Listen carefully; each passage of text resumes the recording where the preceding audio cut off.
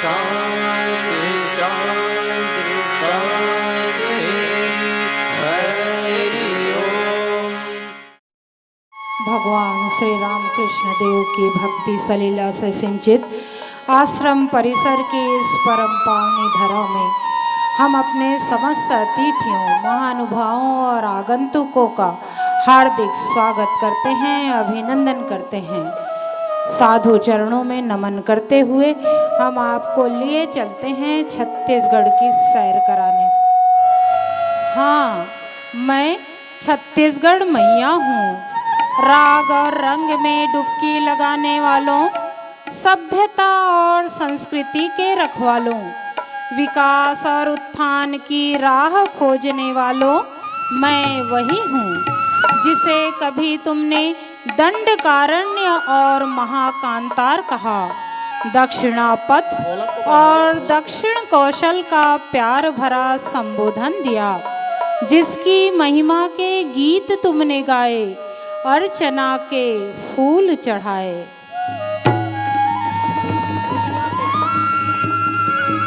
दुनिया के कोरा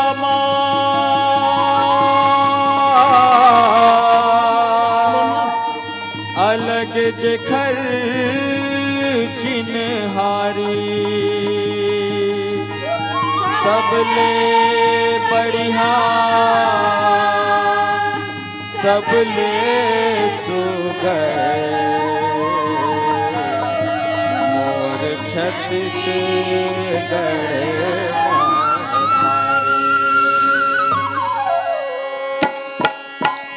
जोहर जोहर छत्तीसगढ़ मैया के पैया लगाना, जोहर जोहर छत्तीसगढ़ मैया के पैया लगाना। धान दियर गाँव पैर के धान खेती का, धान दियर गाँव पैर के धान सुख खेती का। जोहर जोहर छत्तीसगढ़ मैया के पैया लगाना, जोहर जोहर छत्तीसगढ़ मैया के पैया लगाना।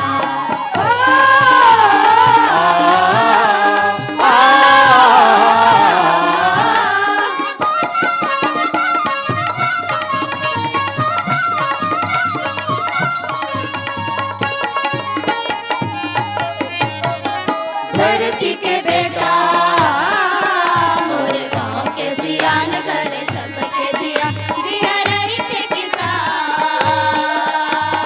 सुआ कर मत दरिया गवत है, ये छत्तीसगढ़िया ये छत्तीसगढ़िया ये छत्तीसगढ़िया। ओ जोहर जोहर छत्तीसगढ़ मैया के पैया लगाना, जोहर जोहर छत्तीसगढ़ मैया के पैया लगाना, छत्तीसगढ़ मैया के पैया लगाना, ओ छत्तीसगढ़ मैया के पैया लगाना। First of all, I offer my humble pranams to revered Srimad Swami Gautamananda Ji Maharaj. I offer my pranams to Swami Vishwatmananda Ji Maharaj, Swami Satyarupananda Ji Maharaj, Swami Balabhandrananda Ji Maharaj, Swamis, revered Swamis present here, and other Swamis, delegates, volunteers, and observers. I offer my heartfelt congratulations, thanks, and pranam. I feel very blessed to welcome you all to this National Youth Convention being held at Narayanpur, Chhattisgarh. It is heartening and exciting to see more than 4,000 young representatives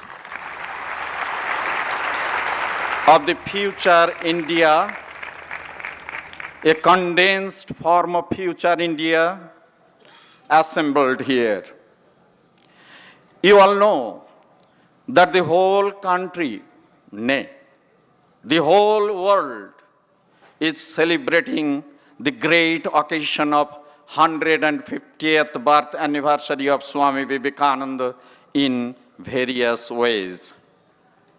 Ramakrishna Math and Ramakrishna Mission, through its branch centers with the financial assistance from Government of India, is also celebrating this great occasion in befitting manner, spreading the life-giving and ever-inspiring messages of the great patriot saint Swami Vivekananda.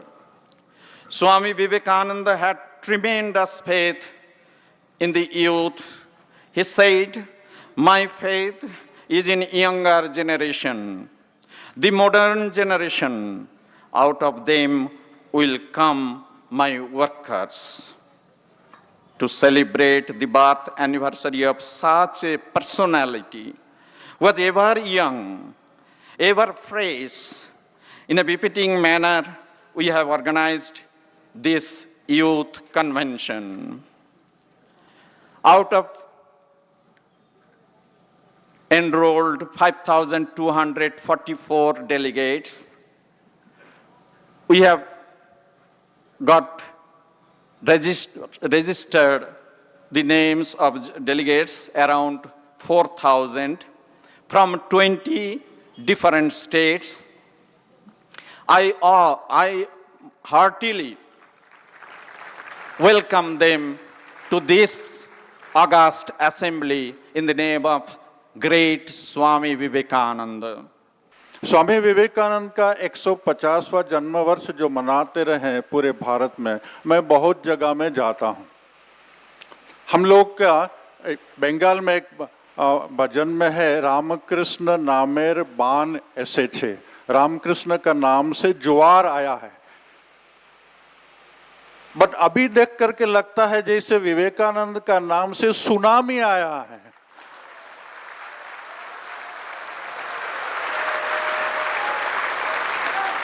जहां जहां जाते हैं हजारों लोग स्वामी विवेकानंद के विचार को सुनने के लिए, उनके जीवन के संबंध में जानने के लिए, उनको लेकर के, उनके विचारों को लेकर के जो बहुत से कॉम्पिटिशन्स आयोजित हो रहे हैं, उसमें लाखों युवकों भाग ले रहे हैं। इसका कारण क्या है? स्वामी विवेकानंद के प्रति युवकों का और समाज के सब वर्गों का जो इतना आकर्षण है, उस आकर्षण का कारण क्या है?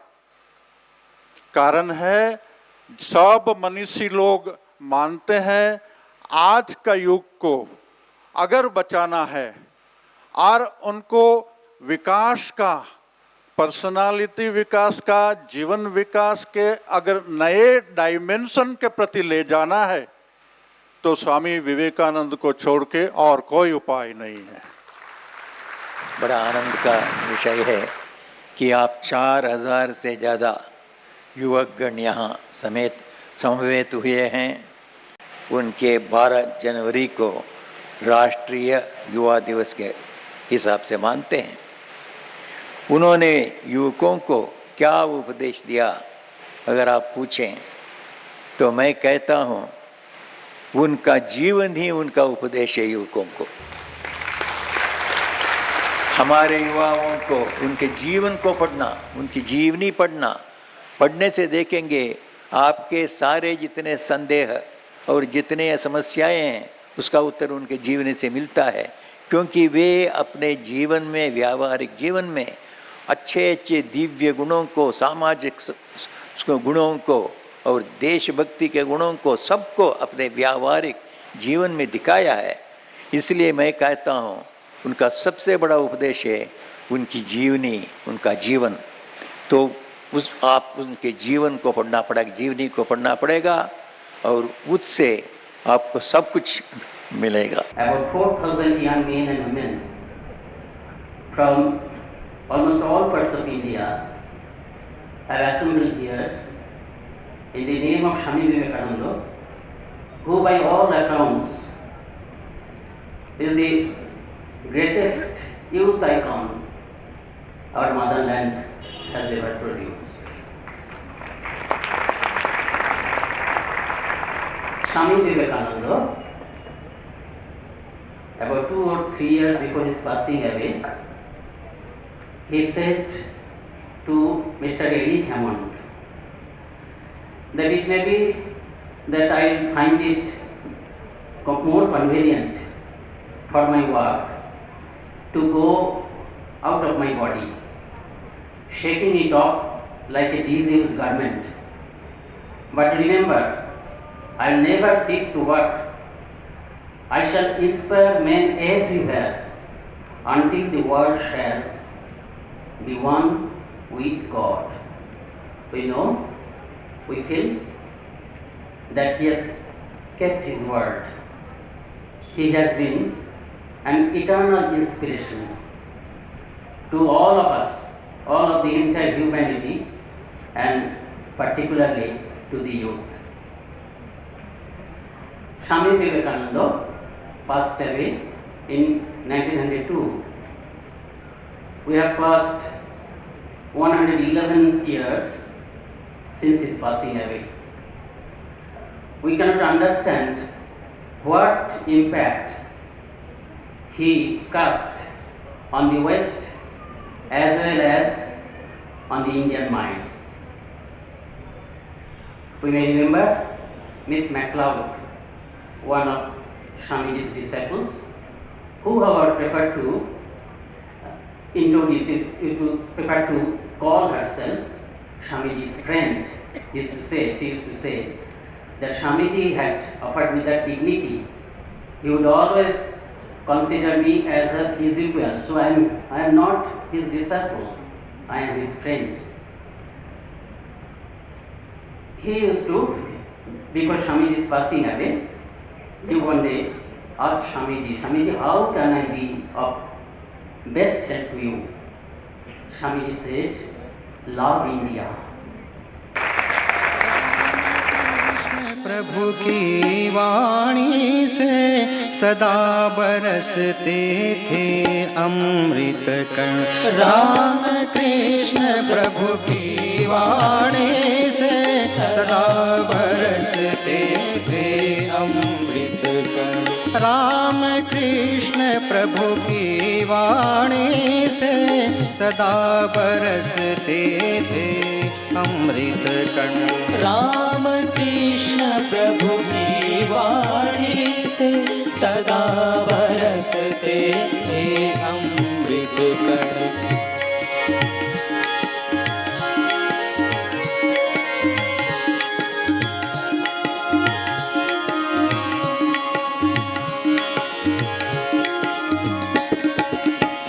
काशीपुर निस्तब्ध रात्रि थी, परमहंस बीमार पड़े थे। 6 वर्षों की कठिन साधना ले नरेंद्र चुपचाप खड़े थे। गुरु ने जब हंसकर पूछा, क्या मुझसे कुछ पाने की आशा? निर्विकल्प हो समाधि मेरी, बोले प्रभु बस यही अभिलाषा। गुरु के नेत्र अधीर हुए, गुरु के नेत्र अधीर हुए।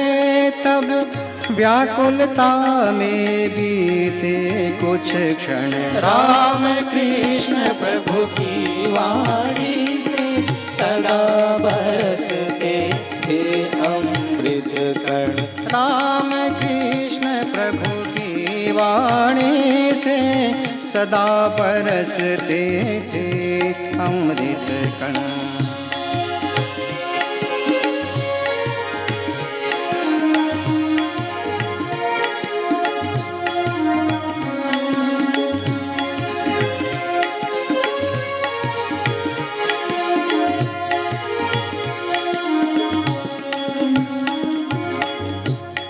उन्होंने कहा, अरे दृश्य मैं देख रहा हूँ तो विशाल वट वृक्ष बनेगा और सैकड़ों दुखी जनों को पावन शीतल छाया देगा। इधर व्यस्त तू मुक्ति है तू निज, इतना लघु आदर्श व्यर्थ रे।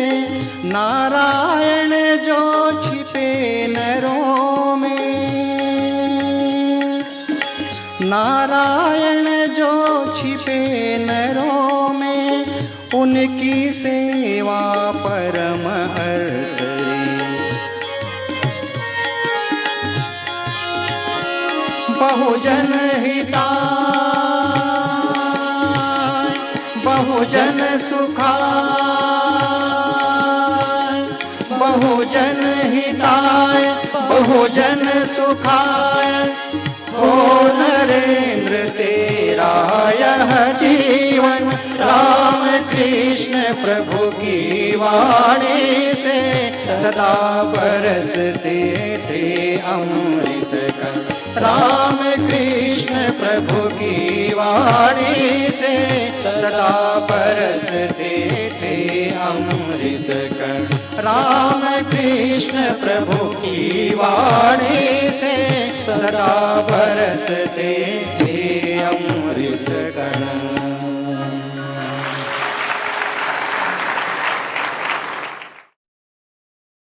आज से ठीक 150 वर्ष पूर्व 12 जनवरी सन 1863 मकर संक्रांति का वो मंगलमय मुहूर्त था जब कलकत्ता में सिमुलिया मोहल्ले के सुप्रसिद्ध दत्त परिवार के यहां एक अलौकिक आत्मा का अवतरण हुआ। पिता श्री विश्वनाथ दत्त और मातु श्री भुवनेश्वरी देवी अपने प्रथम पुत्र के जन्म पर फूले नहीं समाये। काशी विश्वनाथ से की गई मनौती पूरी हुई।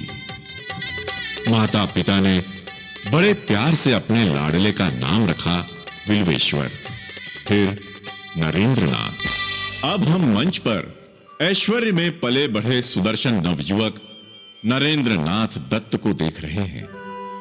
बेहद अध्ययनशील, कुशाग्र बुद्धि, अश्वारोहण, तैराकी, मल्ल युद्ध और गीत संगीत में प्रवीण नरेंद्रनाथ, तर्क, वाद विवाद, शास्त्रार्थ और भाषण कला में निष्णात नरेंद्रनाथ के अंतर्मन में कई तरह के विचार और शंकाओं ने उथल पुथल मचा रखी है। वे दिन रात सोचा करते हैं, दयामय ईश्वर के राज्य में इतना दुख दर्द और उत्पीड़न क्यों? इतनी विकलता, इतनी विषमता, इतना अन्याय, इतना अत्याचार क्यों? ईश्वर होता भी है या नहीं? क्या वह हमारी केवल कपोल कल्पना है? इस तरह के सैकड़ों सवालों ने उसे परेशान कर रखा है। क्या बात है नरेंद्र, आज बहुत परेशान से लग रहे हो? हाँ सुरेंद्र, आजकल मैं बहुत परेशान हूं, चिंताग्रस्त हूं। तो फिर चलो, आज तुम्हें एक साधु से मिलवाने ले चलता हूं। वो लोग आ गए महाराज, नाम लेते ही आ गए। तू आ गया? बैठ बैठ। तुमने आने में इतने दिन लगा दिए। अच्छा, एक भजन सुना।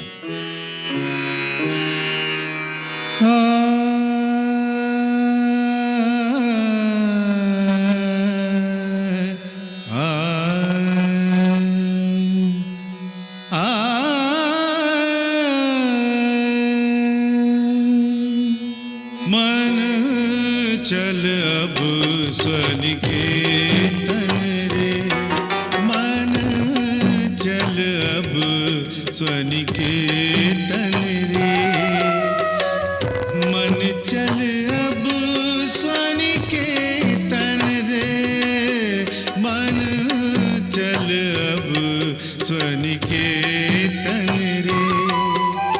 जग विदेश में दीन भेष में भ्रमता किस कारण रे, मन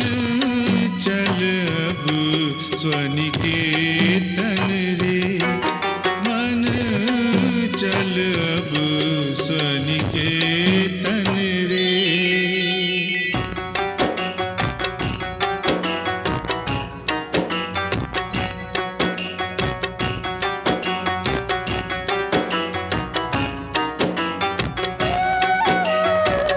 विफल रहेगा क्या ये जीवन, दिन जाएंगे बीत, आस लगाए बैठा निस दिन, प्रभु मैं दास विनीत। हाँ, प्रभु मैं दास विनीत, मन चल अब स्वनिकेतन रे, मन चल अब स्वनिकेतन रे। महाशय, क्या आपने ईश्वर को देखा है? हाँ, मैंने ईश्वर को देखा है। जैसे मैं तुम्हें देख रहा हूँ, उससे भी अधिक स्पष्ट रूप से मैंने ईश्वर के दर्शन किए हैं, उनसे बातें की हैं। यदि तुम चाहो तो तुम्हें भी ईश्वर के दर्शन हो सकते हैं। तुम भी ईश्वर से बातें कर सकते हो, जैसे मैं करता हूँ। कैसे अद्भुत है ये महाशय, जो मेरे जैसे दृढ़ इच्छा शक्ति वाले युवक के चित्त को मिट्टी के लौंदे की तरह अपने भाव में ढाल सकते हैं। उन्होंने मेरी छाती पर पैर रखा, मेरी चेतना परिवर्तित होने लगी। कमरे की दीवारों सहित सारी चीजें वेग से घूमती हुई न जाने कहां विलीन हुई जा रही थीं। समग्र विश्व के साथ मेरा मैंपन, मेरी निजता, मेरी चेतना महाशून्य में विलीन होती जा रही थी। मुझे लगा मेरी मृत्यु निकट आ पहुंची। जो मेरी मनोदशा में ऐसा परिवर्तन क्षण भर में ला सकता है, उन्हें भला मैं पागल कैसे समझूं? तो क्या उन्होंने मुझ पर सम्मोहनी विद्या का प्रयोग किया? पर सम्मोहन का प्रभाव तो दुर्बल चित्त वाले मनुष्य पर ही हो सकता है, और मैं तो अपने आप को विशेष बुद्धिमान और प्रबल इच्छा शक्ति संपन्न व्यक्ति मानता हूं। फिर यह सब क्या है? कैसे हुआ सब? जो भी हो, अब भविष्य में मुझे उनसे विशेष सावधान रहना होगा। पर विचित्र बात है, उनकी छवि मेरे मस्तिष्क से हट क्यों नहीं रही है? उनके प्रति आकर्षण क्यों बढ़ रहा है? उनके पास बार बार जाने की इच्छा हो क्यों रही है? मुझ में ये सब हो क्या रहा है? ये क्या हो रहा है मुझ में?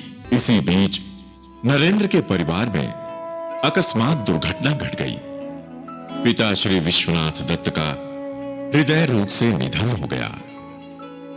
पहले से ही ऋणग्रस्त सारे परिवार का भार नरेंद्र के कंधों पर आ पड़ा। अनथक प्रयासों के बाद भी उन्हें कहीं कोई नौकरी नहीं मिली। पूरे परिवार के भूखों मरने की नौबत आ गई। पारिवारिक कष्टों से परेशान नरेंद्र अपनी समस्याओं को लेकर श्री रामकृष्ण देव से मिलने दक्षिणेश्वर पहुंचे। गुरुदेव, आप अंतर्यामी हैं, सब जानते हैं। मुझे परेशानियों से उबारिए, मेरे परिवार को भूखों मरने से बचाइए। काली मां आपकी बात सुनती हैं। उनसे प्रार्थना करके मुझे कहीं कोई छोटी मोटी नौकरी दिलवा दीजिए। अरे, मैं ऐसी बातें मां से नहीं कह सकता। तू स्वयं मां से जाकर क्यों नहीं कहता? तू मां को मानता नहीं है ना, इसलिए तुझे इतना कष्ट है। मैं तो मां को जानता नहीं हूं। आपको ही मेरे लिए प्रार्थना करनी होगी महाराज, अन्यथा मैं आपको नहीं छोड़ूंगा। अच्छा सुन, आज मंगलवार है। काली मां को प्रणाम करके तू जो मांगेगा मां तुझे वही देगी। इसी क्षण जा, मांग जो तू चाहता है। जा जा, मांग के तो देख। हे जगत जननी काली मां, मुझे विवेक दो, वैराग्य दो, ज्ञान दो। भक्ति दो मां, मैं सदा तुम्हारा दर्शन पा सकूं, ऐसा वर दो।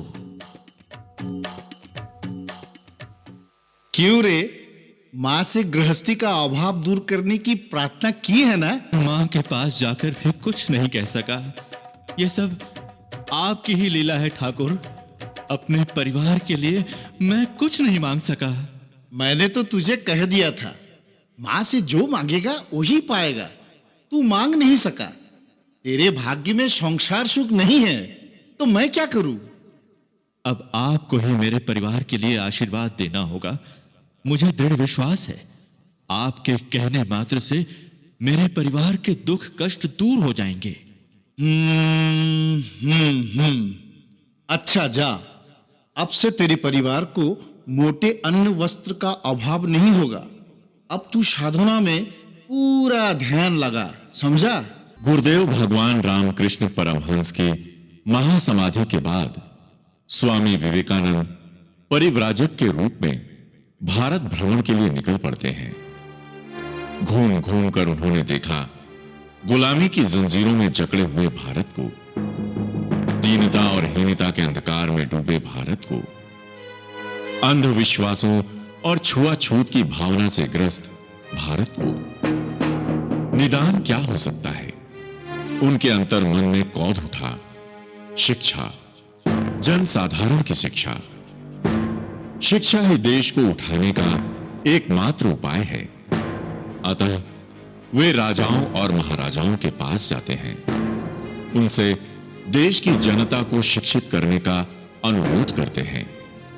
इसी तरह घूमते घूमते वे राजस्थान के अलवर नामक रियासत में पहुंचे।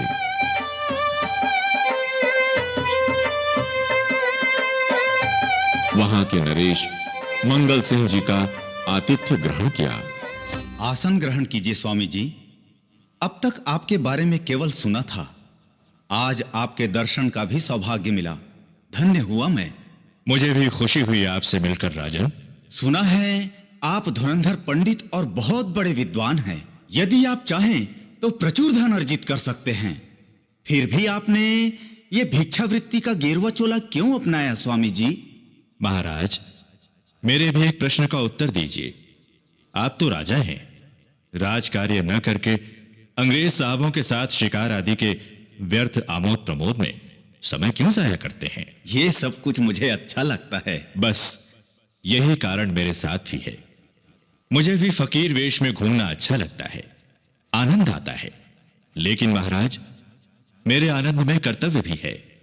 अर्थोपार्जन करके मैं अपने सीमित परिवार की सहायता कर सकता था, पर आज मेरा परिवार बहुत बड़ा है। मैं यूं घूम फिर कर ही सबकी सहायता कर सकता हूं। ठीक है स्वामी जी, पर मुझे राज्य के नीरस कार्यों में कोई रुचि नहीं आती। राजा साहब, ईश्वर ने आपके कंधों पर जो कार्यभार दिया है उसे तो निभाना ही पड़ेगा।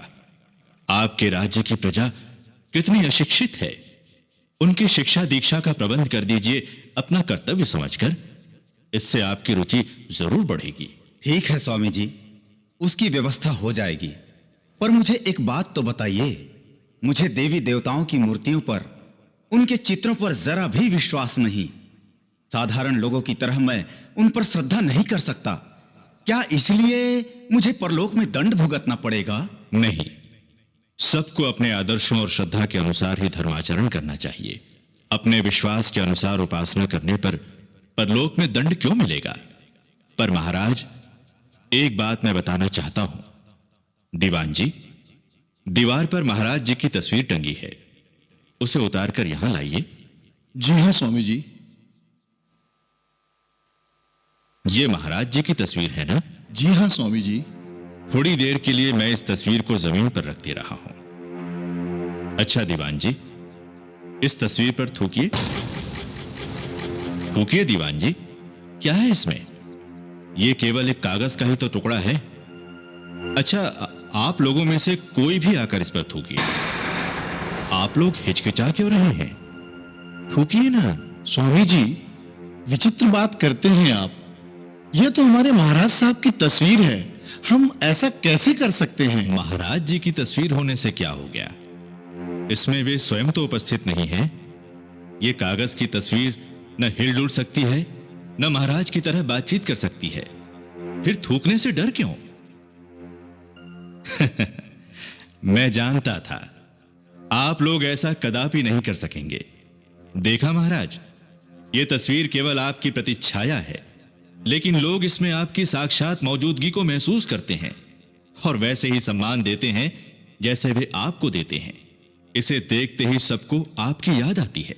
ठीक इसी प्रकार देवी देवताओं की मूर्तियों और चित्रों के बारे में सोचना चाहिए। ईश्वर तो मनुष्य की बुद्धि और श्रद्धा के अनुसार उसके पास प्रकट होते हैं।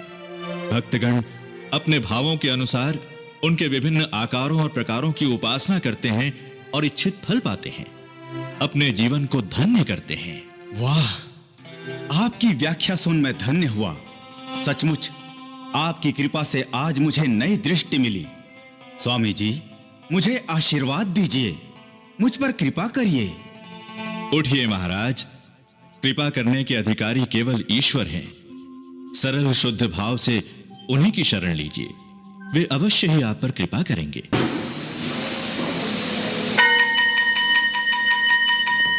प्रणाम स्वामी जी, हम आपसे कुछ जानना चाहते हैं। बैठिए। क्या जानना चाहते हैं? पूछिए। स्वामी जी, मुक्ति क्या है? मुक्ति का अर्थ है पूर्ण स्वाधीनता, अर्थात शुभ और अशुभ दोनों प्रकार के बंधनों से मुक्त हो जाना। स्वामी जी, क्या मूर्ति पूजा के द्वारा मुक्ति लाभ हो सकता है? मूर्ति पूजा से सीधे सीधे साक्षात मुक्ति की प्राप्ति नहीं हो सकती, लेकिन मुक्ति प्राप्ति में मूर्ति पूजा सहायक है। क्या जीव सेवा मात्र से मुक्ति संभव है महाराज जी? प्रत्यक्ष रूप से तो नहीं, अप्रत्यक्ष रूप से जीव सेवा द्वारा आत्मशुद्धि होती है और आत्मशुद्धि द्वारा मुक्ति संभव है। स्वामी जी, हमारे चरित्र का सर्वोच्च आदर्श क्या होना चाहिए? त्याग और सेवा। माया क्या है स्वामी जी?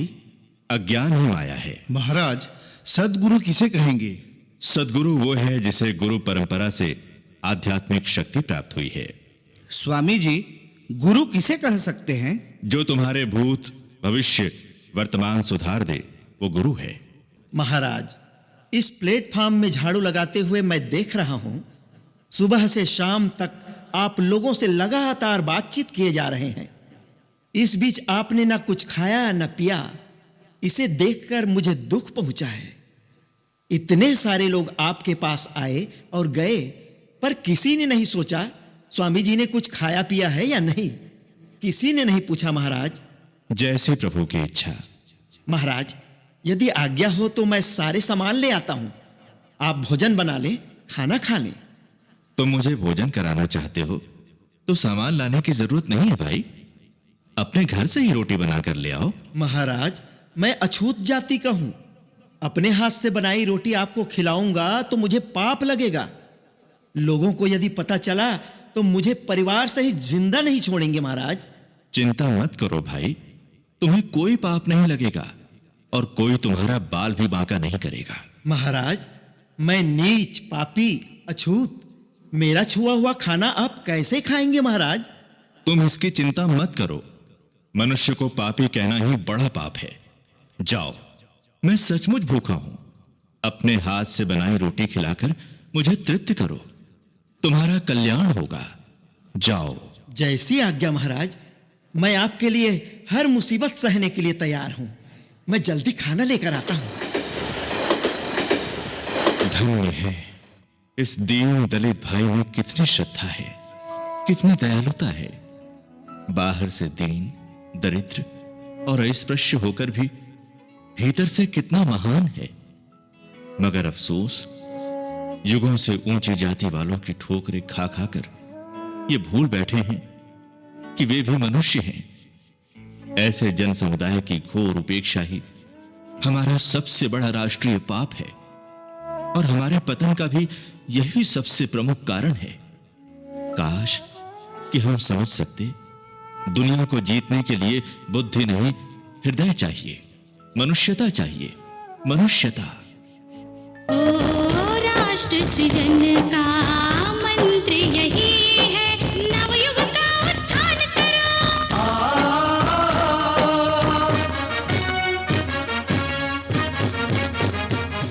स्वामी विवेकानंद राजस्थान और गुजरात के विभिन्न नगरों का भ्रमण करते हुए मुंबई पहुंचे। वहां से मैसूर, कोचीन, त्रिवेंद्रम होते हुए भारत के अंतिम छोर पर स्थित कन्याकुमारी जा पहुंचे।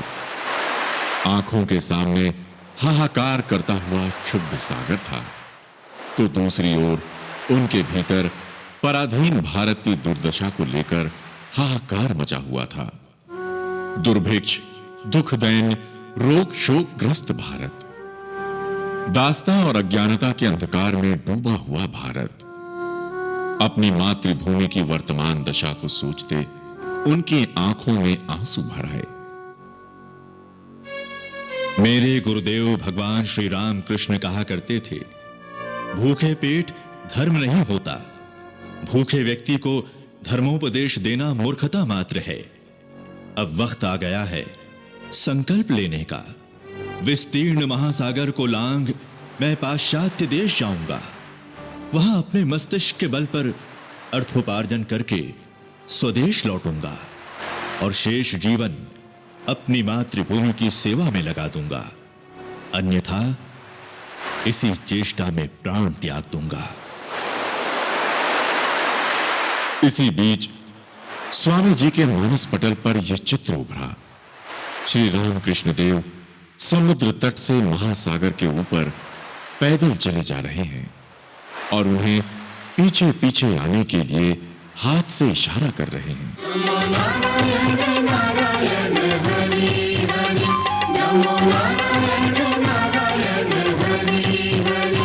तेरी लीला सबसे न्यारी न्यारी, हरी हरी तेरी महिमा सबसे न्यारी न्यारी, हरी हरी।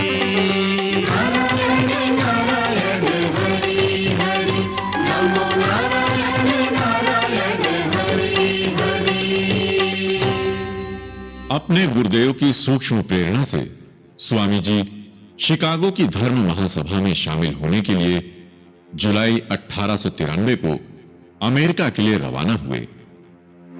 सितंबर सन 1893 को उस अपूर्व अंतर्राष्ट्रीय धर्म महासभा का उद्घाटन हुआ। यही वो ऐतिहासिक उद्घाटन था जो स्वामी जी की अनंत आत्मिक ज्ञान शक्ति के विस्फोट का साक्षी बना। ऐसा अद्भुत विस्फोट जिससे धरती झुलसती नहीं, धन्य होती है। किसी माला में गूंथे मनकों के बीच चमकते हीरे की तरह स्वामी जी बोलने के लिए मंच पर जब खड़े हुए, कुछ क्षणों के लिए वे स्तब्ध हो गए। उन्हें सूझा ही नहीं क्या बोलें। उन्होंने अपने गुरुदेव को मन ही मन याद किया। गुरु की अंतर्ध्वनि हुई, नोरे तू बोल सकता है रे, तू बोल। तत्काल स्वामी जी ने आत्मविश्वास के साथ बोलना प्रारंभ किया और चमत्कार हो गया। अमेरिका वासी मेरी बहनों और भाइयों,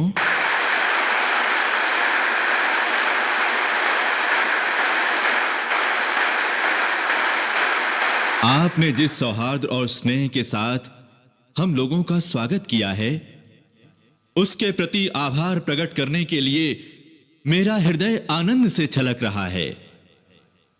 संसार में सर्वाधिक प्राचीन सन्यासियों की परंपरा की ओर से, समस्त धर्मों की जननी की ओर से तथा सभी संप्रदायों और मतों के कोटि कोटि हिंदुओं की ओर से मैं आप सबका अभिनंदन करता हूं, धन्यवाद देता हूं। स्वामी जी के पहले ही दिन के व्याख्यान ने उन्हें विश्व प्रसिद्ध बना दिया। वे बौद्धिक जगत और धर्म जगत में पूरी तरह छा गए। बड़े बड़े दार्शनिक और वैज्ञानिक उनके व्याख्यानों को विद्यार्थियों की तरह सुनने लगे। प्रमुख समाचार पत्रों में उनकी प्रशस्तियों की झड़ी लग गई। धन कुबेरों की अट्टालिकाएं स्वामी जी के स्वागत में न्योछावर होने लगीं। गांधी जी, नेहरू जी, नेताजी सुभाष चंद्र बोस, महर्षि अरविंद, तिलक, टैगोर जैसे कई शीर्षस्थ देशभक्तों ने एक स्वर से माना है कि स्वामी जी ही भारतीय स्वाधीनता आंदोलन के प्रथम और प्रमुख प्रेरणा स्रोत थे। अनगिनत शहीदों की शहादत के पीछे स्वामी जी की ही आकुल प्रेरणा और पुकार थी। उनके उत्तिष्ठत जागृत प्राप्य वरान्य बोधक के अमर उद्घोष ने निर्भीक भारत को जन्म दिया। हर नौजवान के कंठ से मेरा रंग दे बसंती चोला के गीत फूटने लगे थे। मेरा रंग दे बसंती चोला, मेरा रंग दे, ओ मेरा रंग दे बसंती चोला, वे रंग दे बसंती चोला, माए रंग दे बसंती चोला। मेरा रंग दे बसंती चोला, माए रंग दे, मेरा रंग दे बसंती चोला, माए रंग दे। मेरा रंग दे, मेरा रंग दे, ओ मेरा रंग दे, मेरा रंग दे।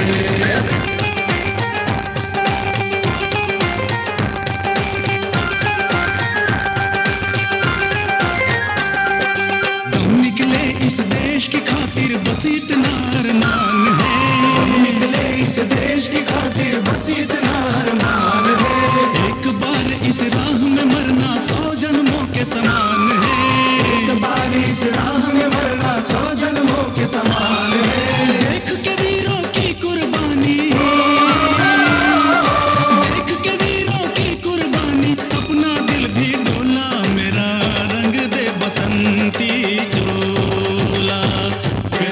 बसंती चोला, मेरा रंग दे, ओ मेरा रंग दे बसंती चोला, वे रंग दे बसंती चोला, माए रंग दे बसंती चोला। मेरा रंग दे, मेरा रंग दे, ओ मेरा रंग दे, मेरा रंग दे, ओ मेरा रंग दे, मेरा रंग दे, ओ मेरा रंग दे, मेरा रंग दे, ओ मेरा रंग दे, मेरा रंग दे, ओ मेरा रंग दे, मेरा रंग दे। भारत की धरती से प्यार करने वालों, सुधारकों, देशभक्तों, क्या तुम हृदय से अनुभव करते हो कि देवों और ऋषियों की करोड़ों संतानें आज पशुतुल्य हो गई हैं? क्या तुम अंतर्मन से अनुभव करते हो कि अज्ञानता और दासता के काले बादलों ने पूरे भारत को ढक रखा है? क्या देश की गुलामी ने तुम्हें पागल बना दिया है? इस स्थिति की चिंता में तुम्हें अपने नाम, यश, धन, संपत्ति, यहां तक कि अमीर की भी सुधि नहीं रही। यदि तुम्हें ऐसा हुआ है तो तुम सचमुच धन्य हो। तुम भारत मां के सपूत कहलाने के सच्चे हकदार हो। अब केवल तुम्हें जागने की दरकार है।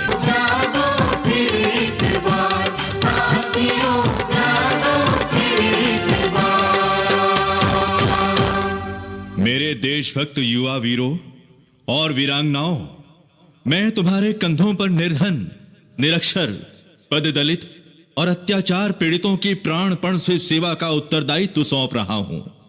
जाओ, इसी मुहूर्त उस पार्थ सारथी के मंदिर में, जो गोकुल में दीन दुखियों और असहाय गोप गोपिकाओं के प्राण सखा थे, जिन्होंने बुद्ध अवतार में राजपुरुषों का आमंत्रण ठुकराकर एक गणिका का निमंत्रण स्वीकार किया और उसका उद्धार किया था।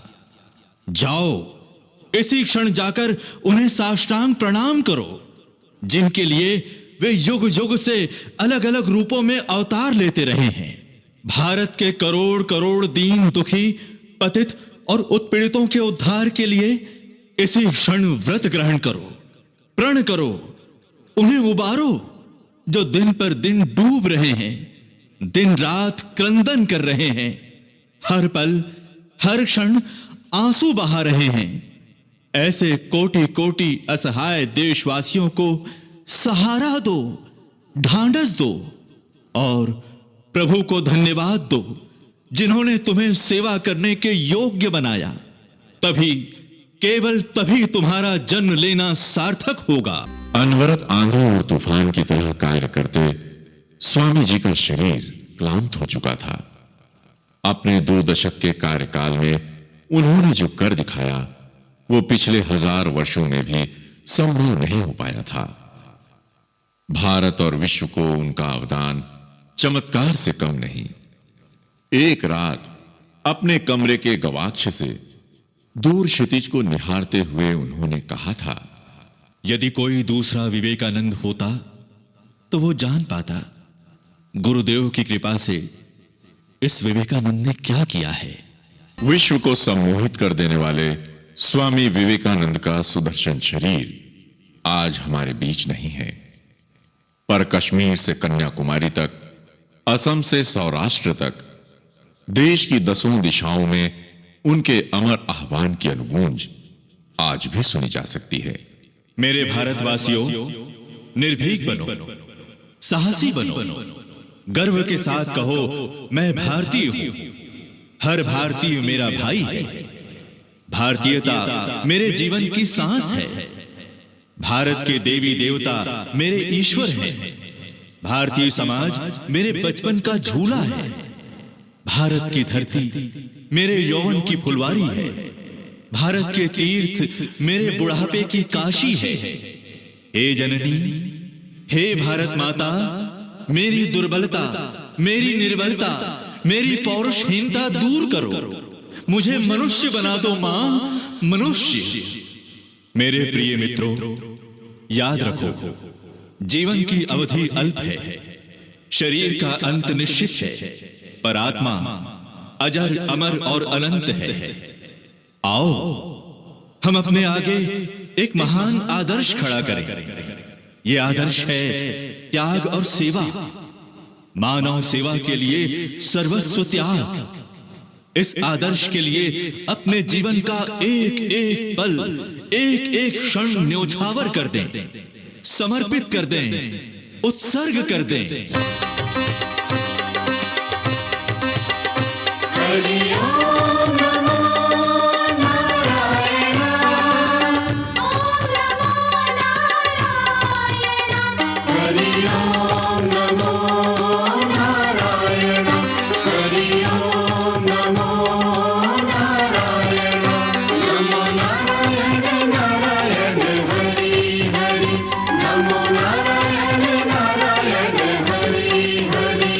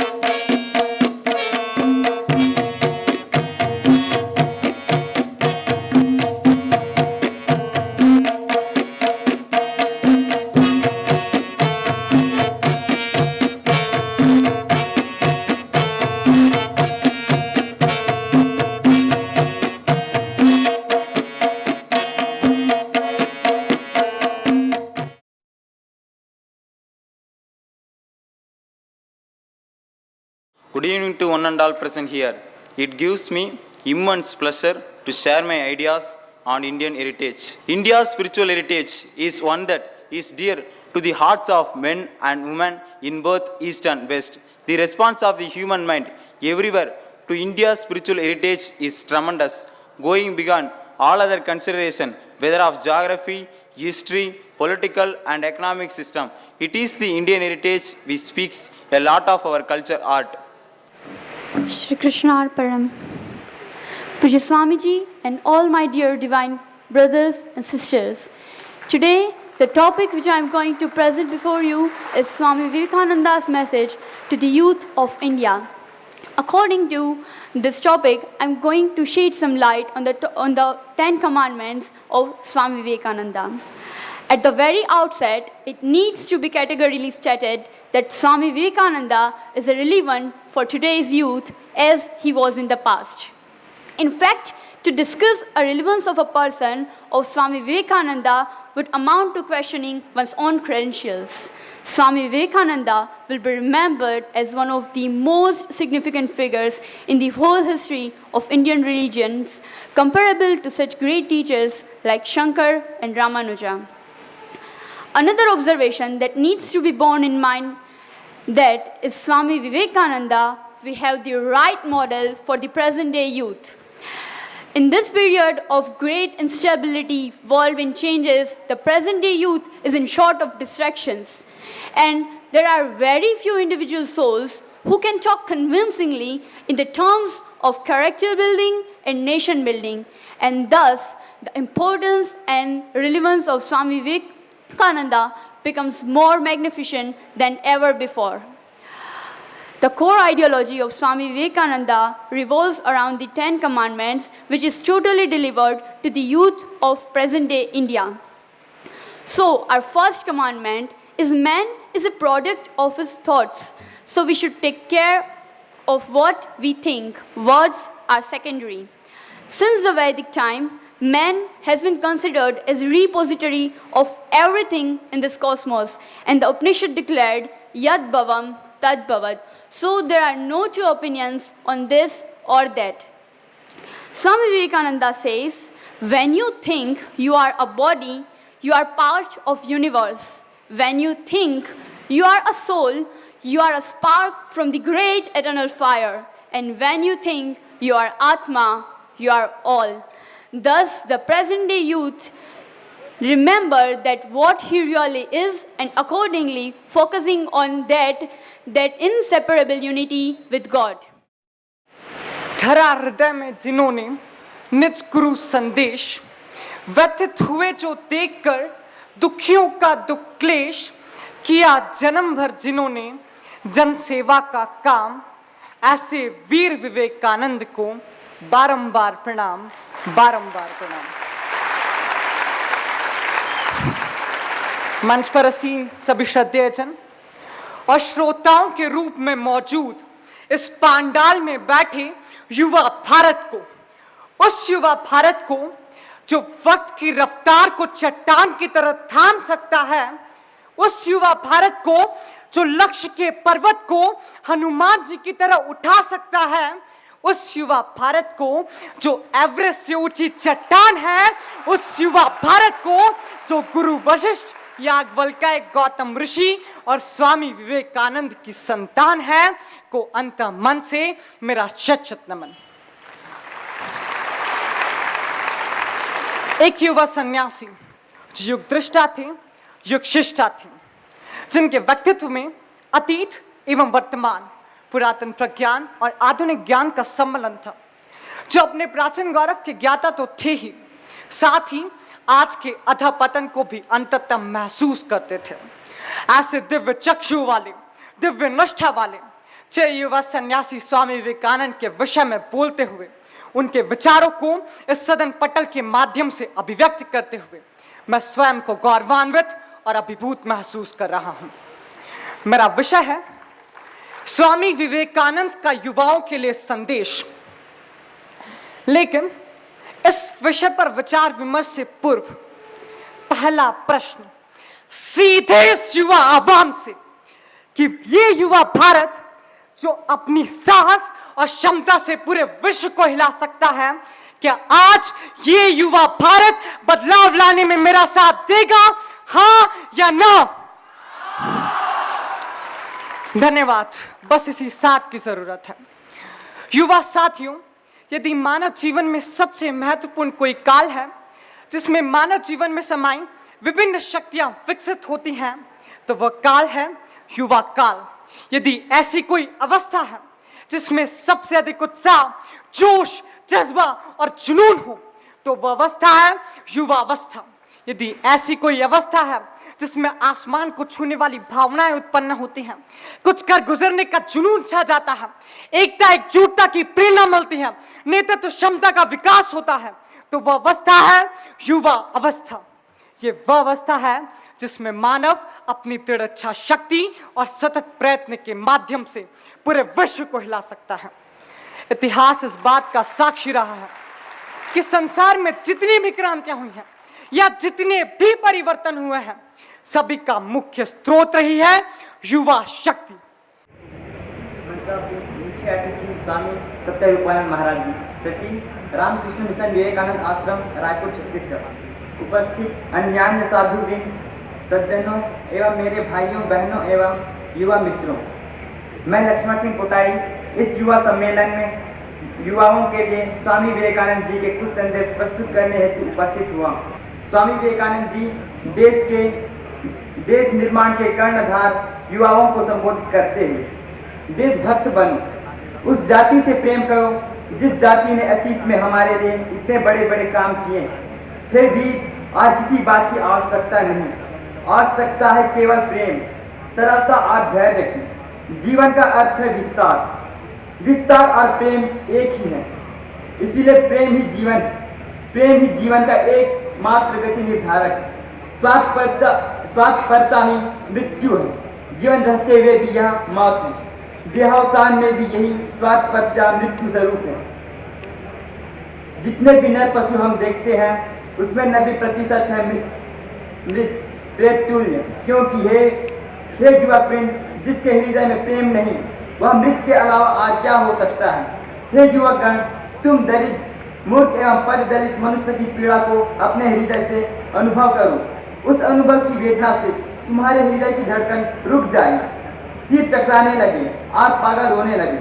तब जाकर ईश्वर के चरणों में अपनी अंतर की वेदना बताओ, तब ही तुम्हें उनसे शक्ति एवं सहायता मिलेगी।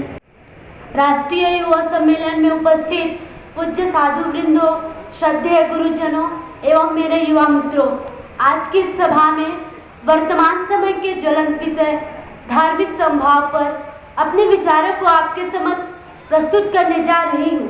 धार्मिक समभाव, यह विषय धर्म और आध्यात्मिक जीवन से आरंभ होता है। अब प्रश्न उठता है कि हम युवाओं के लिए धर्म और आध्यात्मिक जीवन का अर्थ क्या है? क्या पूजा पाठ, व्रत उपवास करना धार्मिक जीवन जीना है? यह तो धार्मिक जीवन का एक बाह्य रूप है। आध्यात्मिक जीवन का वास्तविक अर्थ है अनुभूति करना। हर एक प्राणी में एक ही ईश्वर का वास है। यह अनुभव कर सबके साथ प्रेम पूर्वक व्यवहार करना यह कठिन कार्य है। अतः धर्म के सहज एवं सरल रास्ते को अपनाकर हम मंदिर जाना, पूजा करना, मंत्र पढ़ना या स्तुति करना आदि के माध्यम से स्वयं को धार्मिक और आध्यात्मिक बताना चाहते हैं। आज जब हम धार्मिक समभाव अथवा धार्मिक सस्वरता की बात करते हैं, तो श्री रामकृष्ण देव के सर्वधर्म समन्वय के भाव को समझने की आवश्यकता महसूस होती है। एक सहज उदाहरण द्वारा उन्होंने जनमानस को समझाया था कि धर्मों की कोई श्रेणी या वरीयता क्रम नहीं है। यह सत्य है कि आज धर्म ही सर्वाधिक शांतिदायी रहा है, तथापि उसने ऐसी भयंकरता की सृष्टि कर ली है जैसे किसी दूसरे ने नहीं की। यदि धर्म ने ही मनुष्यों के हृदय में भातृभाव की प्रतिष्ठा की है, तो क्यों आज धर्म ही मनुष्यों में सर्वाधिक कठोर शत्रुता का भाव भर रहा है? इसे समझने के लिए आवश्यक है धर्म शब्द के सही अर्थ को जानना और उसे अपने जीवन से संबंधित करने का प्रयास करना। धर्म कर्म कांडों और पूजा अर्चना का नाम नहीं है। धर्म दूसरों को सुख पहुंचाने, दूसरों के सुख में सुखी होने, दूसरों से आत्मीय व्यवहार करने का नाम है। हृदयंगम करना है हमको इस विचारों को. We found that is the greatest challenge. When we introduced this course, we found that the students do not accept these thoughts from the bottom of their heart. Otherwise, there would be immediate transformation. ये बच्चों ने भी बहुत सारी बातें आपके समक्ष रखी, स्वामी जियों ने भी उसके ऊपर चर्चा की, लेकिन एक बात याद रखना, जो आपके हृदय को स्पर्श करेगी. स्वामी जी ने कहा था, it is the heart which moves the world. Words are secondary. विचार की शक्ति, intellectual knowledge is just a street cleaning device, और रास्ता आपके लिए साफ कर देगा जिससे आप गलती नहीं करें, आपके विवेक शक्ति को शायद बढ़ाएगा. But the motive power is the will power which comes from deep feeling. आज एक सेकंड एम अनुराजा ने ये बात मेंशन की कैरेक्टर बिल्डिंग के संदर्भ में. Education is trying to control and see that the will is channelized in a particular direction. उससे ही कार्य होगा. स्वामी जी के विचारों को जब हम अपने जीवन में उतारने की कोशिश करेंगे तो देखेंगे शक्ति का बहुत अभाव हम महसूस करेंगे. जो शक्ति के बाद, जिस शक्ति के बाद हमारे बच्चों ने आज की, उसमें केवल शारीरिक शक्ति की बात नहीं है. आत्म की शक्ति, नैतिक शक्ति भी एक ऐसी शक्ति होती है, और उस शक्ति के बलबूते पर हमको स्वामी जी के विचारों को एक संवेदना के साथ, संवेदना बहुत एक अगत्य का एक इम्पॉर्टेंट वर्ड है. वेदना तो होनी चाहिए अंदर. वेदना जब होती है, दूसरों की वेदना हम जब महसूस करने को शुरू करते हैं, तब हमारे में एक मोटिव फोर्स आता है, एक शक्ति आती है, एक अद्भुत शक्ति आती है. जब हम विचारों को कार्य में उसको परिवर्तित कर सकते हैं, और कार्य में जब परिवर्तित करते हैं स्वामी जी के, तभी हम स्वामी जी के संदेश को through head, heart and hand, Swami ji के टोटल पर्सनैलिटी डेवलपमेंट के बारे में हमारे बच्चों ने जो बात रखी, उसमें विल पावर का बहुत महत्व है. तुम में से बहुत से बच्चे बच्चियों को याद हो गई होगी ये सुनकर. जो संस्कृत के विद्यार्थी हैं या रहे हैं उनको तो तत्काल याद हो गया. आत्मनो मोक्षार्थम जगत हिताय च, ये स्वामी जी ने मनुष्य के जीवन का आदर्श या उसके जीवन का लक्ष्य हमारे सामने रखा. सामान्यतः विशेषकर तुम युवक युवतियाँ मोक्ष सुनकर डर जाते हो, या जैसे सांड लाल कपड़ा देख के छरकने लगता है, छरक जाते हो. मोक्ष का तात्पर्य कोई जटिल नहीं है. मोक्ष के विभिन्न प्रकार की भ्रांत धारणाएं तुम लोगों के मन में है. मोक्ष संस्कृत का सरल शब्द है और उसका अर्थ है छुटकारा पाना. तुम्हारे घर एक कुत्ता है, तुमने उसको चेन से बांध रखा है, तुम उसको रात को छोड़ देते हो, तो ये छोड़ देना मोक्ष है. घर में गाय पाल रखी है, गाय को चराने के लिए चरवाहा आता है तो गाय को हम छोड़ देते हैं, तो ये मोक्ष है. मोक्ष माने छूट जाना.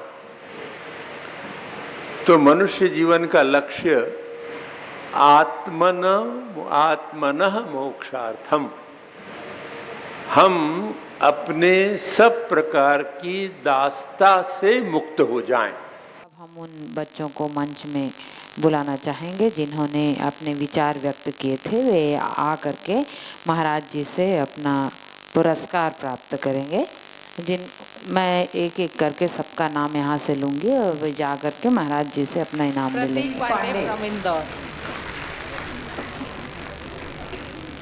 पूज्यपाद स्वामी गौतमानंद जी महाराज से सर्टिफिकेट लेते हुए उन्हें complete works of Swami Vivekananda प्रदान किया जा रहा है स्वामी जी की ओर से.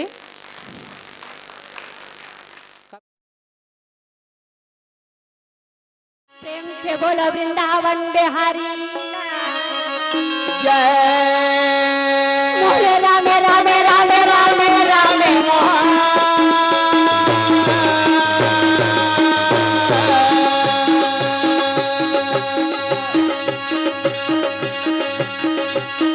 बिना बजावा तो हरि गुण गावा.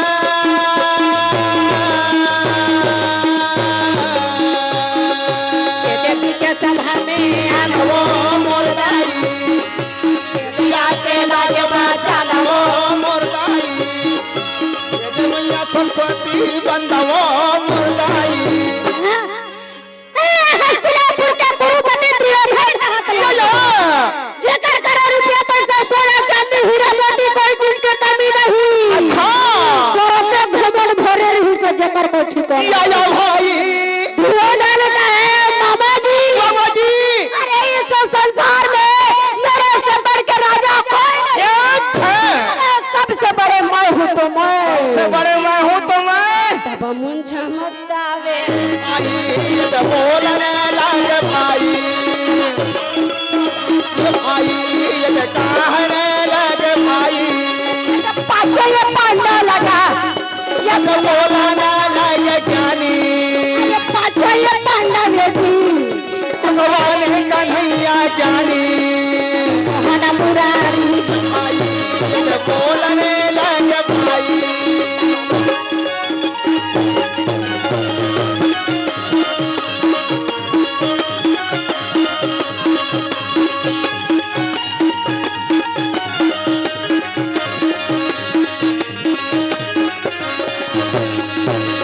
तो भाई का रामा चाहे पांडा पूजने लागे भाई भगवान कन्हैया पांडव बरये पूजने लागे भाई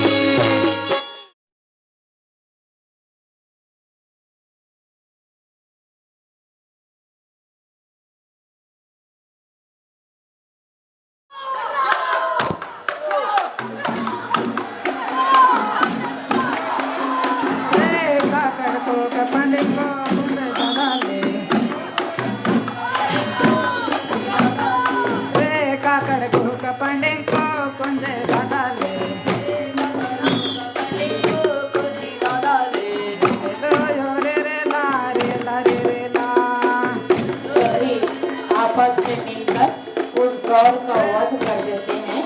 सुख बेलोती बेलोती काजर बेलोती बेलोती बेलोती काजर बेलोती मामन मियर सुबोती रिगल बेलोती बेलोती गौर के वध के बाद उसे अपने कंधे पर लादकर अपने गांव ले जाएंगे और वहाँ सब मिलकर त्योहार मनाएंगे। सारा गांव उस गौर के से मनाएगा।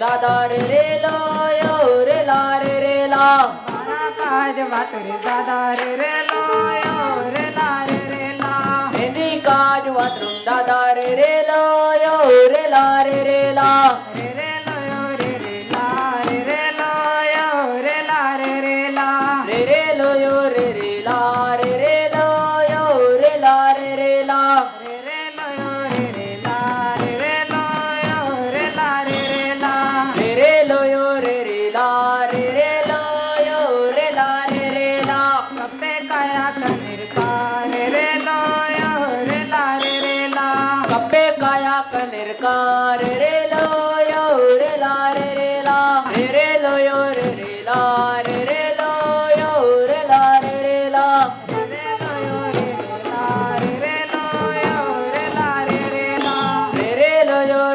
ला रे रे ला यो रे ला रे रे ला रे ला यो रे रे ला रे रे ला यो रे ला रे रे ला रे ला यो रे रे ला रे रे ला यो रे ला रे रे ला रे ला यो रे रे ला रे रे ला यो रे ला रे रे ला रे ला यो रे रे ला रे रे ला यो रे ला रे रे ला रे ला यो रे रे ला रे रे ला यो रे ला रे रे ला कपे काया कनिर का रे रे ला यो रे ला रे रे ला कपे काया कनिर का रे रे ला यो रे ला रे रे ला कपे काया कनिर का रे रे ला यो रे ला रे रे ला रे रे ला यो रे रे ला रे रे ला यो रे ला रे रे ला रे रे ला यो रे रे ला रे रे ला यो रे ला रे रे ला एक बगटोर ला यो रे दादा रे रे ला यो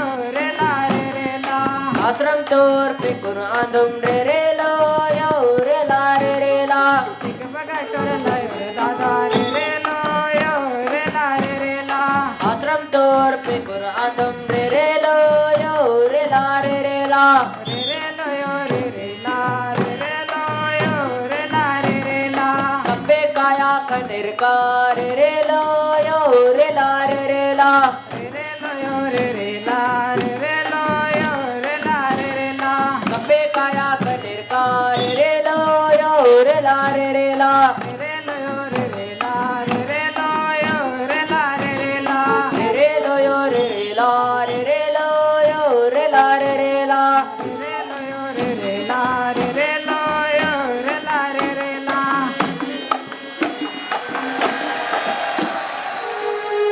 मन एक बार हरि बोल, मन एक बार हरि बोल, हरि हरि हरि बोले, हरि हरि हरि हरि बोले, मन एक बार हरि बोल, मन एक बार हरि बोल, हरि पिता हरि माता हरि गुरु ज्ञान दाता, हरि पिता हरि माता गुरु ज्ञान दाता, चिदानंद रूप हरि पतित पावन हरि एक बार हरि बोल, मन एक बार हरि बोल, मन एक बार हरि बोल, हरि हरि हरि बोले, हरि हरि हरि बोले, मन एक बार हरि बोल, मन एक बार हरि बोल, हरि पिता हरि माता हरि गुरु ज्ञान दाता, हरि पिता हरि माता हरि गुरु ज्ञान दाता, चिदानंद रूप हरि पतित पावन हरि एक बार हरि बोल, चिदानंद रूप हरि पतित पावन हरि एक बार हरि बोल, मन एक बार हरि बोल, मन एक बार हरि बोल।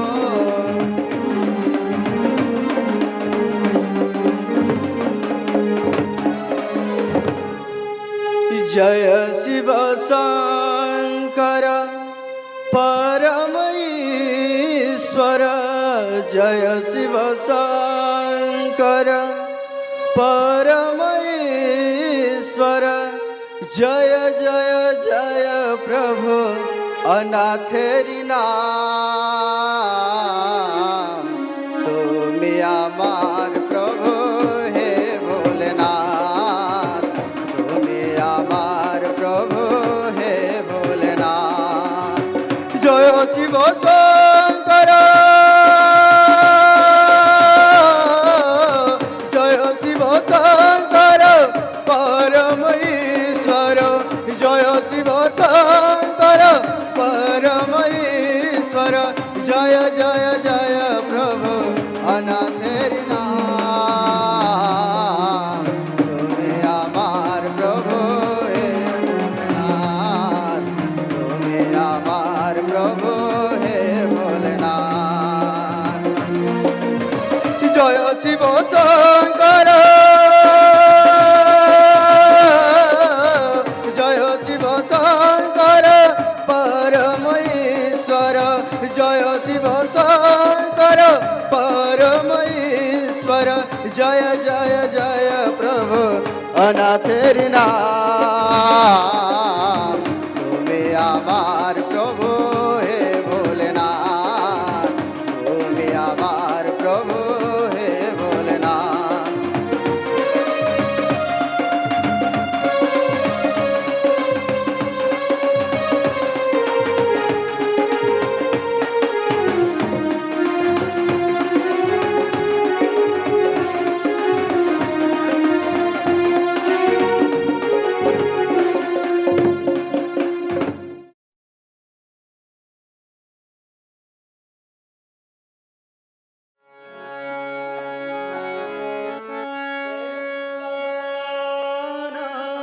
चाहिए मनवा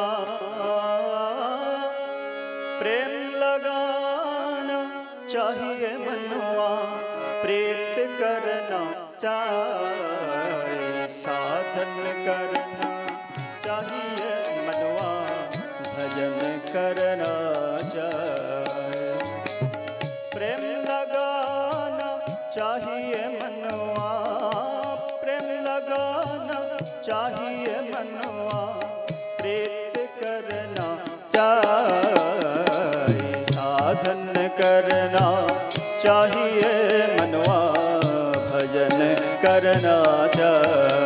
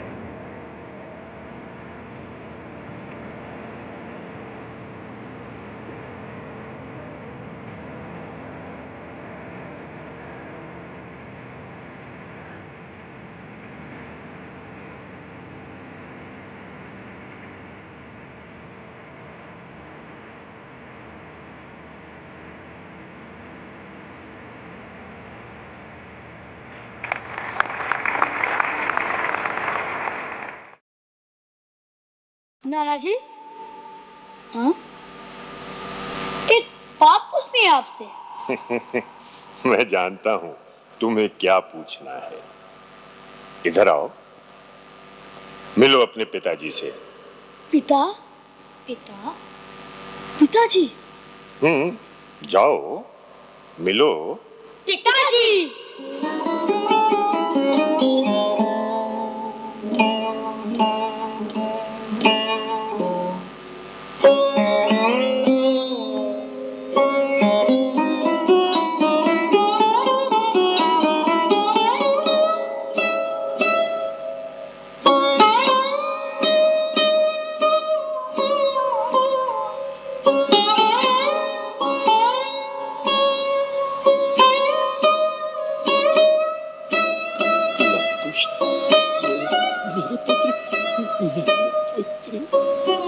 इस पृथ्वी पर मुझसे सुखी और कौन है? अब तुम दोनों यहाँ से थोड़ी देर के लिए जाओ, बाद में मिल लेना। मुझे तुम्हारे पिताजी से कुछ बातें करनी है। जाओ।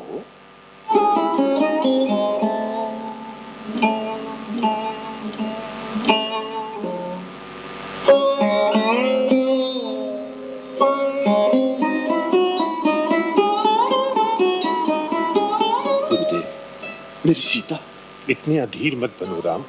मुनिवर, बस इतना बता दीजिए कि सीता जीवित तो है? हाँ, जीवित जीवित है। मैं धन्य हो गया, सचमुच धन्य हो गया। विश्वास कीजिए मुनिश्रेष्ठ, सीता को कष्ट पहुंचाकर मैंने स्वयं भी कम कष्ट नहीं पाया है। मैं अच्छी तरह समझ पा रहा हूं कि वनवास में सीता को कितना कष्ट सहना पड़ा होगा। परंतु राम, इस वनवास ने ही तो सीता को दुख में कातर न हो जाने की शक्ति प्रदान की है।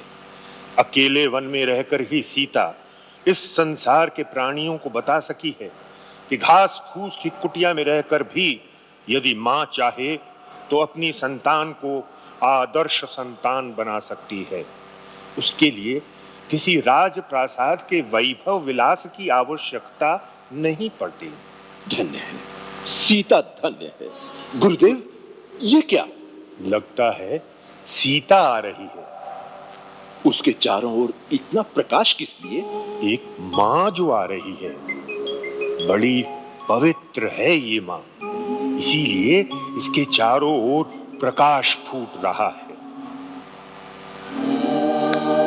साक्षात देवी लग रही। उसे आज तक किसी पाप की छाया ने भी स्पर्श नहीं किया है, इसीलिए तो वह स्वयं देवी है। सीता, सीता!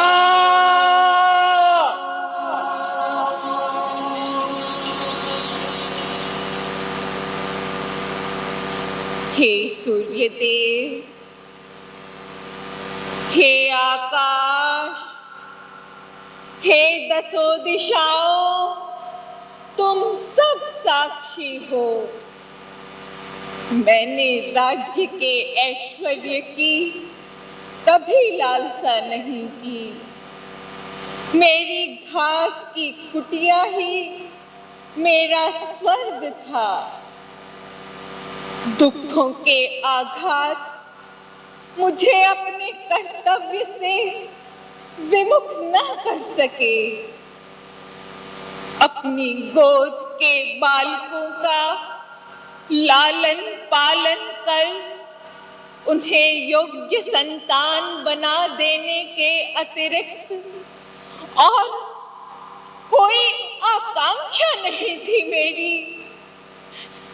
यदि मेरा ये कथन सत्य है तो हे धरती माता, मुझे अपनी गोद में शरण दो, शरण दो, शरण दो।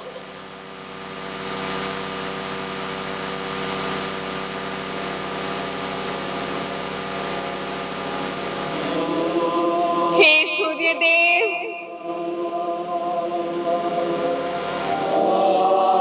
हे आकाश, हे दसों दिशा, तुम सब साक्षी हो।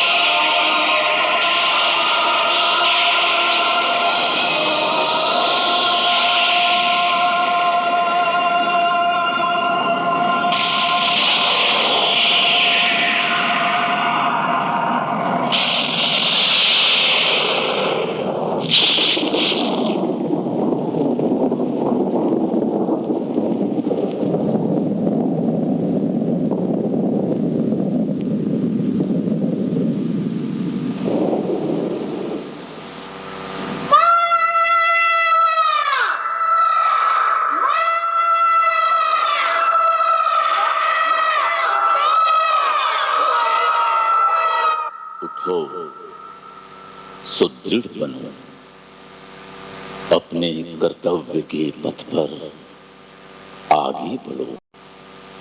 तुम्हारी मां मिल गई है इस धरती माँ की मिट्टी में।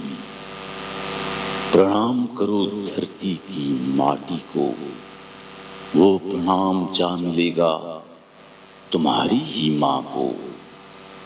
सुंदर बनाओ अपनी इस धरती को, प्रसन्न होंगी तुम्हारी ही माँ। मंगल करो इस धरती का, धन्य होगी तुम्हारी ही जननी। जननी जन्मभूमिश्च स्वर्गादपि गरीयसी। जननी जन्मभूमिश्च स्वर्गादपि गरीयसी। जननी जन्मभूमिश्च स्वर्गादपि गरीयसी।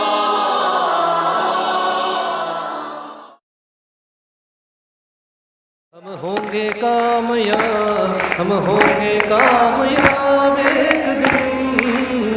हम होंगे कामयाब, हम होंगे कामयाब, हम होंगे कामयाब एक दिन। हो मन में है विश्वास, पूरा है विश्वास, हम होंगे कामयाब एक दिन। हो मन में है विश्वास, पूरा है विश्वास, हम होंगे कामयाब एक दिन। हम होंगे कामयाब, हम होंगे कामयाब, हम होंगे कामयाब एक दिन। हो मन में है विश्वास, पूरा है विश्वास, हम होंगे कामयाब एक दिन। होगी शांति चारों ओर, होगी शांति चारों ओर, होगी शांति चारों ओर एक दिन। होगी शांति चारों ओर।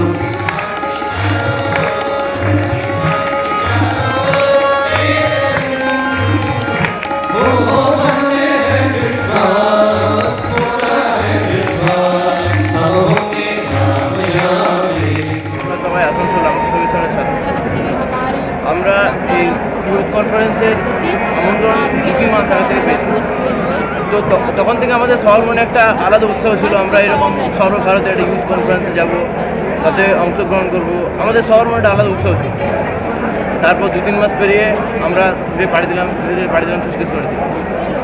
তো ছত্তিশগড়ে এই ইউথ কনফারেন্সে এসে আমার ধারণা ছিল এটা এতটা বড়, আমি ভাবিনি এটা এতটা বড়। সারা ভারতের যত 5000 ইউথ, তার সাথে আমরাও এসেছি এখানে। আমাদের মধ্যে সারা ভারতের কালচার আদান প্রদান হয়েছে, হবে এবং হচ্ছে। এর থেকে আমাদের ভারত সম্বন্ধে একটা সম্যক ধারণা হচ্ছে যে আমাদের ভারত কি, দ্য ইনক্রেডিবল ইন্ডিয়া। আমরা ছিলাম ওয়েস্ট বেঙ্গলে, আজ আমরা সর্বভারতীয় স্তরে উন্নীত হয়েছি এই ইউথ কনফারেন্সের জন্য।